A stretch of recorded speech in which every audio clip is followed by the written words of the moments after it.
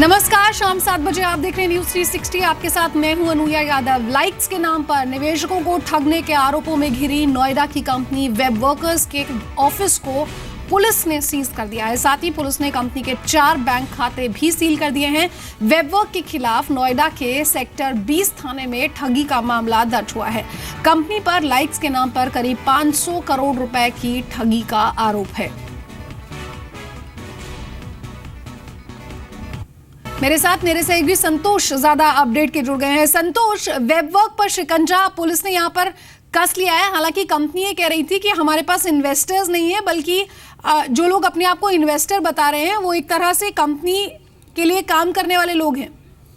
जी हाँ, देखिए, कंपनी अपने बचाव में तो ये बात जरूर कह रही है, लेकिन ये देखना होगा कि किस तरीके से ऐसे उसमें जमा कराए गए और क्या वो नियमों के तहत थे। तो कुल मिलाकर अभी जो शुरुआती जानकारी निकल के आ रही है वो नियमों के तहत जो पैसे जमा कराए गए वो नहीं थे। इन्होंने लुभावने वायदे किए और उन्हीं लुभावने वायदों के आधार पे लोगों ने इसमें पैसे लगाए। और ठीक इसी तरीके से पहले ही एक देख चुके हैं हम लोग कि 3W जो कंपनी थी उसमें लाइक्स के नाम पर जिस तरीके से ठगी की, 3700 करोड़ रुपए के आसपास इकट्ठा कर लिए और उसके बाद जब पता लगी पुलिस को तब उसके अकाउंट में सिर्फ 500 करोड़ के आसपास रुपए पैसे थे। इसलिए एहतियातन पुलिस ने जैसे इसकी जानकारी लगी है, जैसे इसकी FIR दर्ज हुई है नोएडा के पुलिस थाने में, उसके बाद इसके ऑफिस को सील किया और 4 खातों को अभी सील किया है। अब देखना है कि बाकी और भी कहीं और खातों से कहीं सील तो नहीं, पैसे का ट्रांजैक्शन तो नहीं हुआ है। लेकिन संतोष, क्या निवेशकों को उनका पैसा यहाँ पर वापस मिलेगा? देखिए, निवेशकों का जो पैसा लग गया है वो इतना जल्दी तो वापस नहीं मिल पाएगा, क्योंकि इसमें कानूनी प्रक्रिया है और उन प्रक्रियाओं के आधार पे ही इस आगे बढ़ेगी बात। और फिलहाल जल्दी में कुछ निवेशकों के पैसे मिलने की उम्मीद नहीं दिखाई दे रही है। जी, बहुत बहुत शुक्रिया संतोष इस तमाम अपडेट को हम तक पहुंचाने के लिए। प्याज की कीमतों में भारी गिरावट ने अब किसानों के आंसू निकाल दिए हैं। देश में प्याज की सबसे बड़ी मंडी लासलगांव में प्याज का थोक भाव 3 रुपए प्रति किलो तक पहुंच गया है, जो इस सीजन का सबसे कम भाव है। जबकि 1 किलो प्याज की खेती में करीब 9.5 रुपए की लागत आती है। लासलगांव मंडी में फिलहाल रोजाना 40,000 क्विंटल प्याज की सप्लाई हो रही है, जबकि आमतौर पर इस दौरान 12,000 से 15,000 क्विंटल प्याज की सप्लाई होती थी। कारोबारियों के मुताबिक पर्याप्त ट्रांसपोर्टेशन के अभाव में मंडियों से प्याज बाहर नहीं जा पा रहा है। रोजाना करीब 40 गाड़ी प्याज बाहर भेजने की जरूरत है, जबकि मंडी में सिर्फ 15 वैगन ही मौजूद है। यही वजह है कि लासलगांव में भारी मात्रा में प्याज जमा हो रहा है और किसानों को कौड़ियों के भाव प्याज बेचना पड़ रहा है।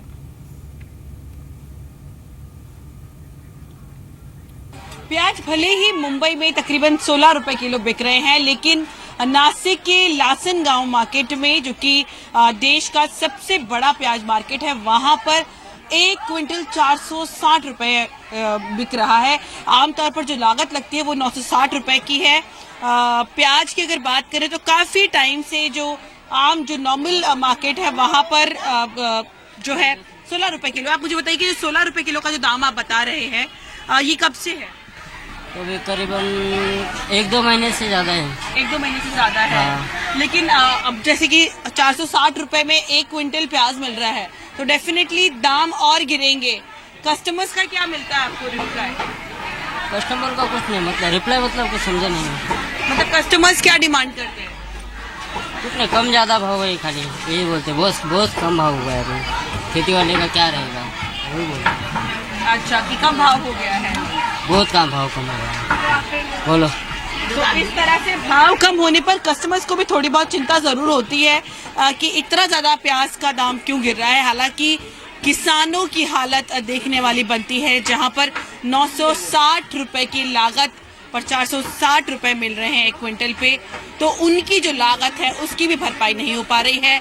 ऐसी उम्मीद की जा रही है कि आने वाले दिनों में प्याज के दाम और भी ज्यादा गिरेंगे।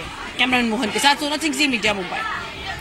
रेलवे ने खाने पीने के सामान की ओवर प्राइसिंग के खिलाफ मुहिम छेड़ दी है। इसके लिए रेलवे सोशल मीडिया पर अभियान चला रहा है और ओवर प्राइसिंग के शिकार यात्रियों को पूरी जानकारी दे रहा है कि ऐसी हालत में वो कहां शिकायत कर सकते हैं।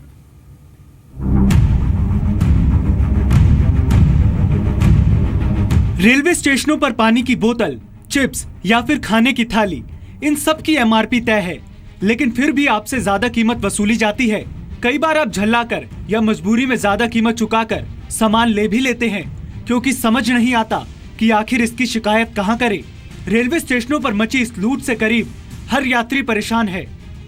सब जगह ये समझ 5 रुपए की चाय होती है 10 रुपए लेते हैं, और पानी की बोतल 15 रुपए का, नीर की होती है 20 रुपए ले लेते हैं। बिल्कुल ओवर प्राइस। एक्चुअली पानी पीना है तो उसकी ओवर प्राइस है और हमें पीना पड़ता है, अब कोई ऑप्शन नहीं है उसके अलावा। जी कंप्लेन कैसे करना है ये मोस्टली लोगों को पता नहीं होता है, हमको भी पता नहीं है। मतलब जब आप एसी वेसी में जाते हो तो इजीली आप टीटी को बोले कंप्लेन कर सकते हो, बट जब जनरल डिब्बे में या रेलवे स्टेशन पे घूम रहे हो तो आपको पता ही नहीं है नॉर्मल आदमी को कंप्लेन कैसे करनी है।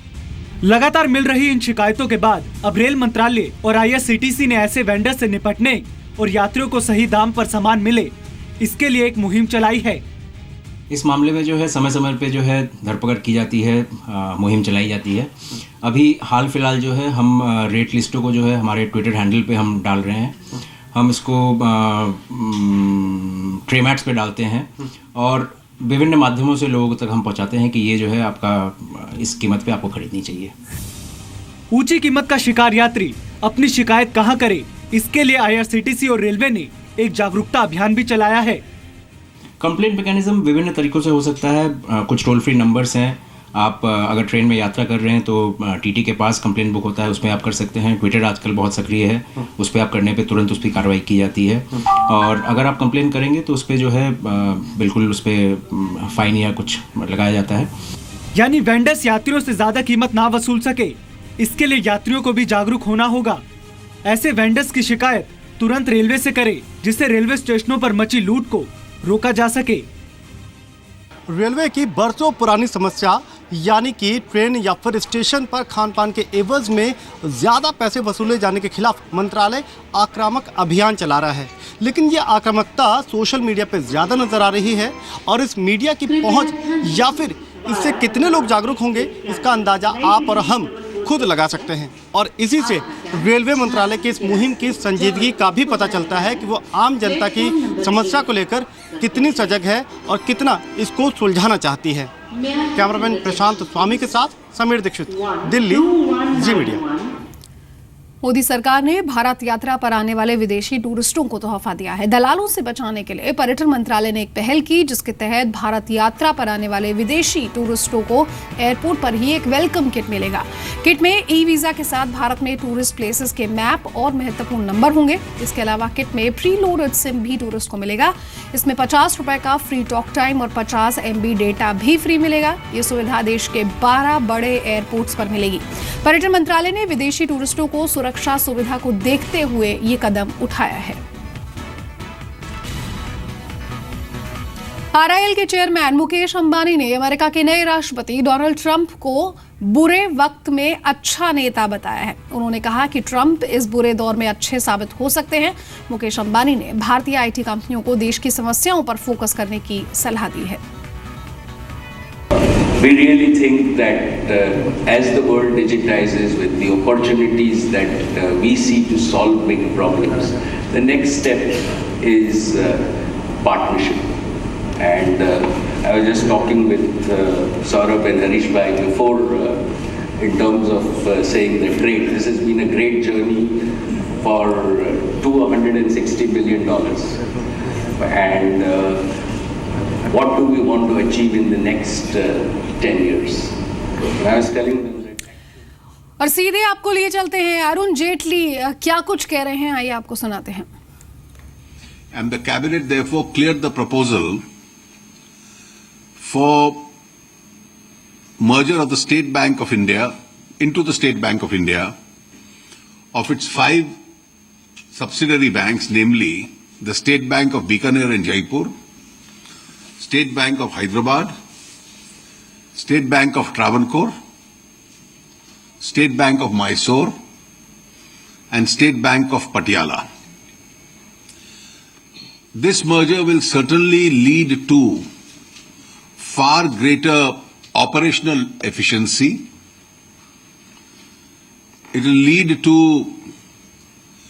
synergy of operations within these banks, and obviously because it will cut down the cost of operations, the cost of funds itself will come down. with this, the State Bank of India, with all these 5 subsidiaries merging in it, will also become a very large bank, not merely from the domestic point of view, but actually a global player in its very size. These were the 2 important decisions which have been taken. The others, 1 or 2 decisions will be conveyed to you by the PIB. महिला bank का प्रस्तावना अभी under consideration है, उसके संबंध में आज कोई निर्णय नहीं लिया गया। मर्जर कब से इफेक्टिव होगा? देखिए, इस मर्जर में इसका इफेक्ट है शायद उसकी स्पेसिफाइड डेट होगी जो बताई जाएगी। लेजिस्लेशन भी होगा कि मर्जर के बाद कितने ब्रांचेज होंगे, कितने एम्प्लॉइज होंगे। देखिए, वो बैंक्स अपना ऑपरेशनल करेगा, लेकिन किसी भी एम्प्लॉय की कंडीशंस ये पहले ही हम लोग बता चुके हैं, उनके सर्विस के डेट्रीमेंट में नहीं तय होंगी। ये मर्जर की एक स्मूथ व्यवस्था रहेगी। देखिए, आज उसके संबंध में कोई निर्णय नहीं हुआ, वो प्रस्तावना अभी अलग से अंडर कंसिडरेशन है। Well, it did not come up for discussion today. Sir मेरा सवाल था कि आज कई सारे बैंकों में एटीएम्स ड्राई हो गए हैं, कहा जा रहा है कि पता नहीं इसकी वजह क्या है, लेकिन दिल्ली में हमने आज जो रियलिटी चेक किया, कई सारे एटीएम्स ड्राई हैं यहाँ पे। देखिए, डेली बेसिस पर डीएफएस इसकी डिटेल्स इकट्ठी कर रहा है और कहीं ऑपरेशनल कारण होंगे, लेकिन जो रिपोर्ट मेरे पास डेली आती है, आपको सेक्रेटरी डीएफएस अब उसके संबंध में बता देंगी। इसकी मॉनिटरिंग हम लोग कर रहे हैं ताकि इस प्रकार की स्थिति पैदा ना हो। जहां तक कोई करेंसी इस वक्त सरप्लस है, कोई उसकी शॉर्टेज नहीं है।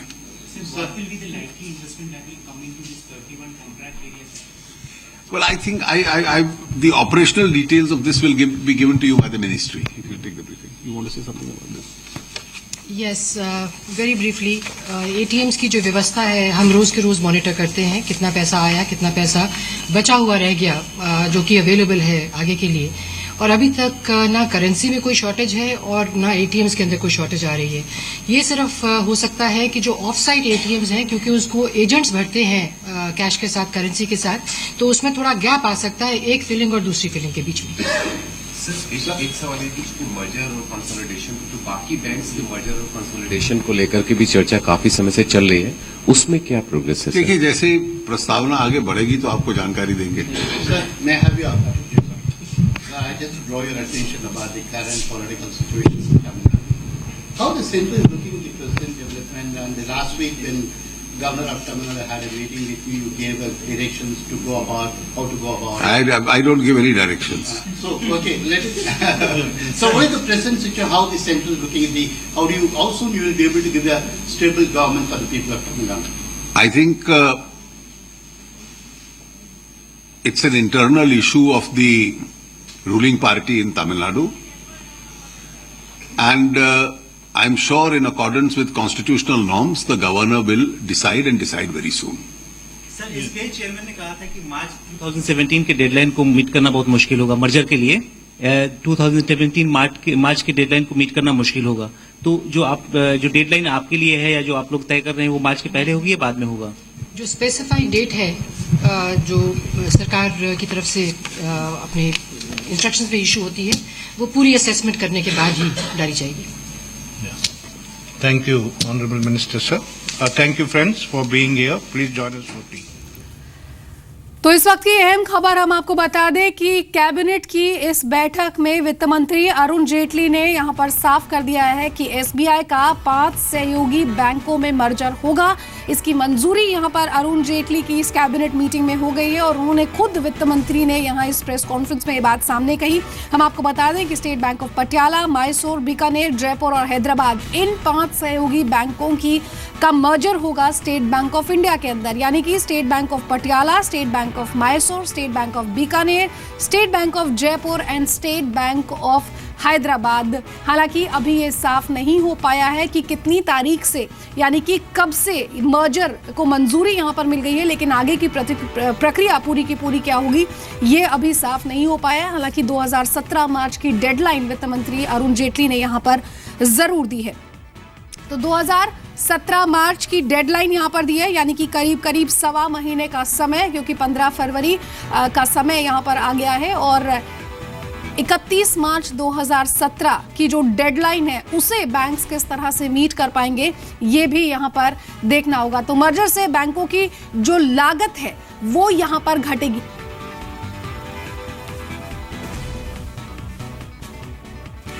तो 5 सहयोगी बैंकों के मर्जर की मंजूरी यहां पर मर्जर को मंजूरी यहां पर वित्त मंत्री अरुण जेटली ने दे दी है। हालांकि महिला बैंक के मर्जर पर उन्होंने कहा कि अभी इस पर फैसला कोई नहीं लिया गया है, तो अब देखना होगा कि क्या नेक्स्ट फिस्कल में इसका फैसला यहां पर लिया जाएगा। महिला बैंक की मंजूरी अभी इन 5 बैंकों के साथ नहीं दी गई है, लेकिन हम आपको बता दें कि state bank of Patiala, state bank of Mysore, Bikaner, Jaipur, Hyderabad, यहाँ पर इन 5 बैंकों के मर्जर को एसबीआई के अंदर इन बैंकों को मर्ज कर दिया जाएगा। देखना होगा कि कैसे बैंक्स ऑपरेशंस हो, एनपीएस हो, इन्हें किस तरह से टैकल करेंगे, क्योंकि